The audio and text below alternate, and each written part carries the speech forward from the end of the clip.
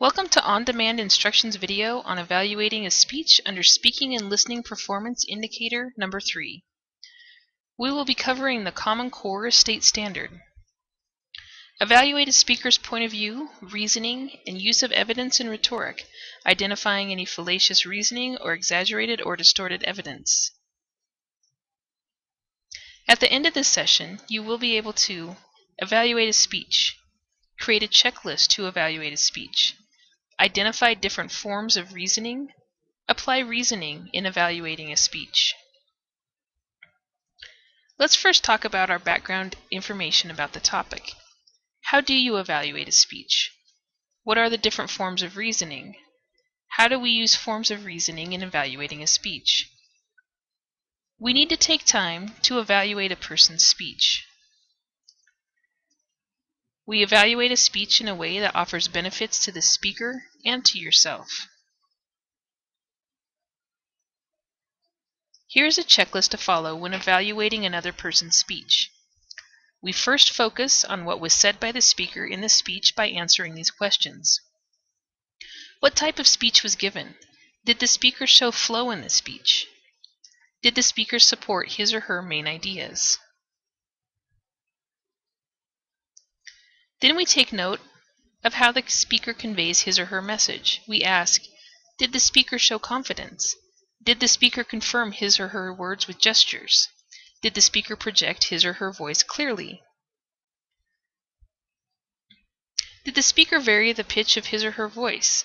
Did the speaker vary the rate of his or her speaking? Did the speaker pronounce all the words clearly and correctly? There are forms of reasoning that you can apply to evaluate a speech. You can use fact and opinion and valid reasoning. Let's discuss each. In order to determine whether a speech is reliable, you must analyze speech to decide whether it is reliable. Distinguish between fact and opinion. You also use valid reasoning to think logically and to draw valid conclusions. There are 4 forms of valid reasoning: inference, generalizations, analogy.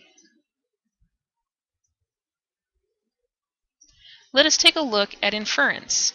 Inference is a reasonable interpretation of the information given. How can we distinguish valid or invalid reasoning? We must take into consideration the main ideas by these questions. What details do you observe as clues to the main idea? What main ideas do you conclude from these details? Also, we should look into conclusions with this. Does your conclusion follow logically from the inference you have made? Is there any other interpretation of the details that might lead to a different conclusion? We can also apply generalizations. Generalizations are conclusions based on a number of particular facts or cases. How do we distinguish a valid generalization from a hasty generalization? You may find these questions helpful. What facts are presented as evidence to support a general statement? Are there any exceptions to the generalization or any qualifying factors you need to take into account? Are enough cases or examples presented to make a valid generalization? What are analogies? Analogies are comparisons between two things that are similar in some ways, but are essentially unlike. There are 2 kinds of analogies, complete and incomplete. To distinguish between the two, answer these questions. How are 2 things being compared essentially alike? How are 2 things alike? Is the comparison logical? What statement does the comparison make about one of the objects? Why is it important to evaluate a speech? When you take time to evaluate another person's speech carefully, you can accomplish 2 things. First, you can give the speaker constructive criticism that will be useful in improving his or her speaking skills. Second, you can apply the speaker's effective speaking skills to your own speeches. This will help you in different ways. You can apply this knowledge and skills in your own speeches and research, It will improve your critical thinking skills. So let's do an activity. Using the checklist, make a detailed evaluation of a speech given in class. Then list 2 or more skills that the speaker used effectively and consider using them in a speech that you will give in the future.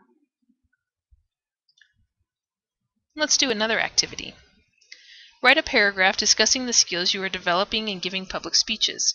Mention those parts of the process you find particularly easy, as well as those you find difficult. Then note the one thing you plan to work on most in the future. Why do we need to evaluate one's speech?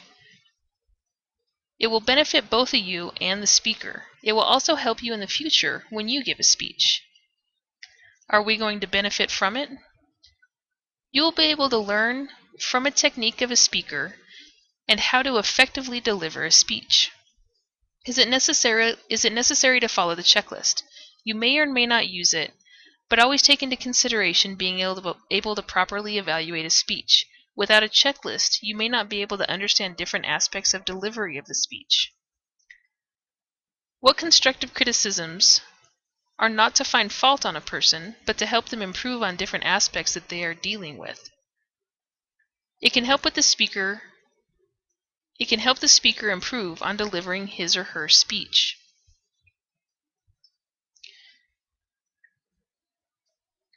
As a student, you're expected to make evaluations of a speaker's point of view, reasoning, and use of evidence and retort. Identify any fallacious reasoning or exaggerated or distorted evidence. We've come to the end of our session. Here are important points to remember. Evaluate a speech in a way that offers benefits to the speaker. Focus on what was said and how it was said. Apply forms of reasoning to validate evidence presented in a speech. To help you know more about this topic, visit the following sites for resources. Go back to www.ondemandinstruction.com for more instructional videos, podcasts, and materials. We update the site weekly.